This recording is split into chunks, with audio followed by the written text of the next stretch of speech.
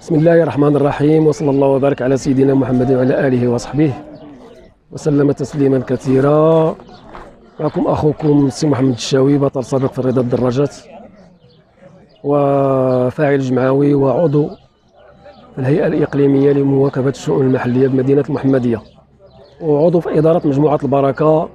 اليوم كنحضروا في واحد العرس رياضي، ألا وهو الملتقى الوطني الثاني للدراجة السياحية بمدينة تارودانت. بعد ما درنا الملتقى الأول بمدينة طيت مليل، اليوم دازت السنة احنا كنحتفلوا اليوم بشراكة مع جمعية الدراجة الذهبية للرياضة والسياحة بمدينة تارودانت، هي اللي كتحضر لنا هذا الملتقى الثاني للدراجة السياحية بمدينة تارودانت. اليوم الحمد لله كنستقبلوا وفود كثيرة من جميع المدن المغربية اللي كنشوفوهم اليوم الحمد لله كيلتحقوا في انتظار التحاق بعض الرحال الدراجين باش نبداو الحفل استقبال رسمي ان شاء الله.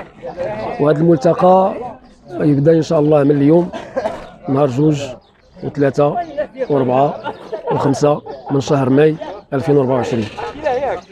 والحمد لله هذا الملتقى هذا كيضم عدة أنشطة ثقافية ورياضية وجولان المدينة باش نشوفوا المآثر ديالها، اللي غيكون الإخوان اللي عندهم دراية ويشرحوا لنا هاد المآثر اللي كاين في هذه المدينة العتيقة ألا وهي مدينة تارودانت.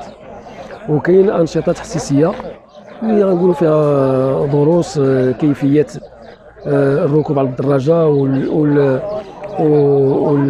والمعدات ديال الدراجة والركوب بطريقة سليمة فوق الدراجة ديال الدراجة السياحية.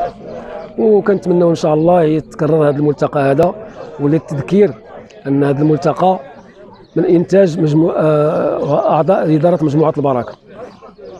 كان غير بالضحك، كانوا غير الاخوان الاعضاء ديال كانت عا فكره الاخوان كيهضروا كيفاش نتلاقاو، كيفاش نجلسوا، كيفاش هذه الى اخره، وكبرات تسميناها الملتقى الوطني للدراجه السياحيه.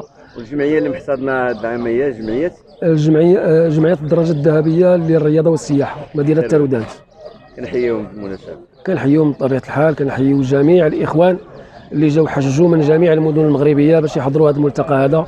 شكرا لكم جميعا، وشكرا للسي مصطفى الشقر على الحضور ديالك لهذا الملتقى هذا في مدينه المحمديه. تبارك الله عليك، وان شاء الله ندوزوا ايام ممتعه، ونتمنى ان شاء الله يتكرر في جميع المدن المغربيه هذا الملتقى هذا. شكرا بزاف، السلام عليكم.